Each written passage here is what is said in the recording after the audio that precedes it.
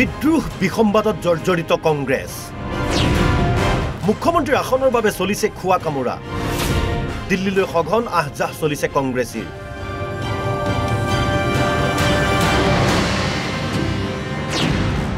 যিকোনো মুহূৰ্ততে সলনি হ'ব পাৰে ৰাজ্যৰ ৰাজনীতি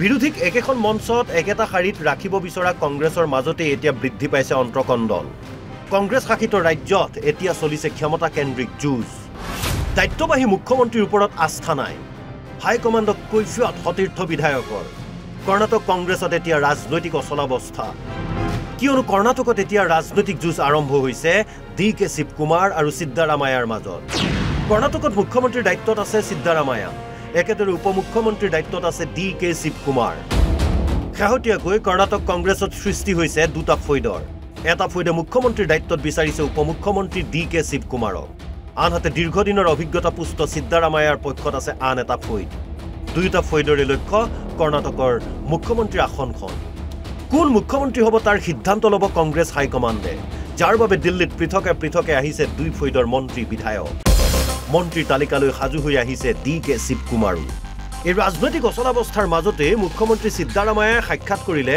নিখিল ভাৰত কংগ্ৰেছৰ সভাপতি মল্লিকাৰ্জুন খাৰ্গে তাৰ পূৰ্বে সাক্ষাৎ কৰিছিল ডি.কে. শিৱকুমাৰ গোটেও কিন্তু এই আলোচনাটো নোলাল কোনো সমাধান সূত্ৰ মল্লিকাৰ্জুন খাৰ্গেক সাক্ষাৎ কৰি সিদ্ধাৰামায়াই ক'লে হাইকমাণ্ডে লোৱা সিদ্ধান্ত সকলোৱে মানিব লাগিব কিন্তু সিদ্ধান্ত যেন লৈয়ে পেলাইছে উপমুখ্যমন্ত্ৰী ডি.কে. শিৱকুমাৰে সিদ্ধাৰামায়া গোটৰ মন্ত্ৰী বিধায়কসকলকো সাক্ষাৎ কৰিছে ডি.কে. শিৱকুমাৰে একেদৰে শিৱকুমাৰ গোটৰ মন্ত্ৰী বিধায়কে সোমবাৰে তৃতীয়বাৰৰ বাবে কৰিলে দিল্লী যাত্ৰা মন্ত্ৰী বিধায়কৰ এনে কুচকাৱাজে এটা কথা স্পষ্ট কৰি দিছে যদিহে ডি.কে. শিৱকুমাৰে মুখ্যমন্ত্ৰীৰ আসনখন নাপায় তেনেহ'লে হয়তো ত্যাগ কৰিব কংগ্ৰেছক যদি সেয়াই হয় তেনেহ'লে ব্যাপক ৰাজনৈতিক অচলাৱস্থা দেখিবলৈ পোৱা যাব ৰাজ্যখনত যিয়ে সলনি কৰিব পাৰে কৰ্ণাটকৰ ৰাজনৈতিক বাতাবৰণ national desk report Assam live 24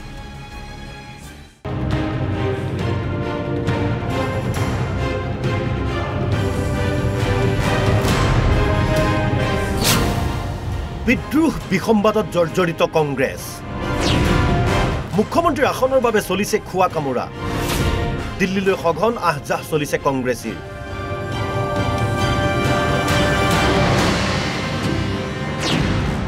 যিকোনো মুহূৰ্ততে সলনি হ'ব পাৰে ৰাজ্যৰ ৰাজনীতি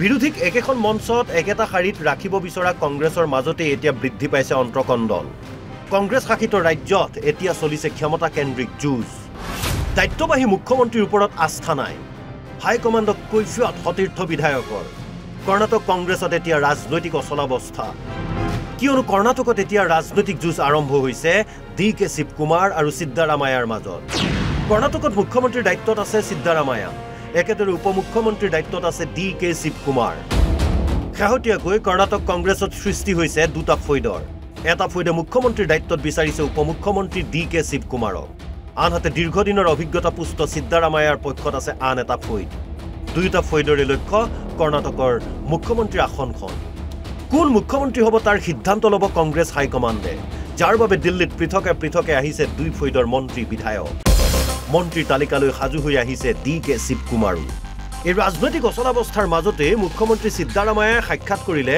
নিখিল ভাৰত কংগ্ৰেছৰ সভাপতি মল্লিকাৰ্জুন খাৰ্গে তাৰ পূৰ্বে সাক্ষাৎ কৰিছিল ডি.কে. শিৱকুমাৰ গোটেও কিন্তু এই আলোচনাটো নোলাল কোনো সমাধান সূত্ৰ মল্লিকাৰ্জুন খাৰ্গেক সাক্ষাৎ কৰি সিদ্ধাৰামায়াই ক'লে হাইকমাণ্ডে লোৱা সিদ্ধান্ত সকলোৱে মানিব লাগিব কিন্তু সিদ্ধান্ত যেন লৈয়ে পেলাইছে উপমুখ্যমন্ত্ৰী ডি.কে. শিৱকুমাৰে সিদ্ধাৰামায়া গোটৰ মন্ত্ৰী বিধায়কসকলকো সাক্ষাৎ কৰিছে ডি.কে. শিৱকুমাৰে একেদৰে শিৱকুমাৰ গোটৰ মন্ত্ৰী বিধায়কে সোমবাৰে তৃতীয়বাৰৰ বাবে কৰিলে দিল্লী যাত্ৰা মন্ত্ৰী বিধায়কৰ এনে কুচকাৱাজে এটা কথা স্পষ্ট কৰি দিছে যদিহে ডি.কে. শিৱকুমাৰে মুখ্যমন্ত্ৰীৰ আসনখন নাপায় তেনেহ'লে হয়তো ত্যাগ কৰিব কংগ্ৰেছক যদি সেয়াই হয় তেনেহ'লে ব্যাপক ৰাজনৈতিক অচলাৱস্থা দেখিবলৈ পোৱা যাব ৰাজ্যখনত যিয়ে সলনি কৰিব পাৰে কৰ্ণাটকৰ ৰাজনৈতিক বাতাবৰণ national desk report Assam live 24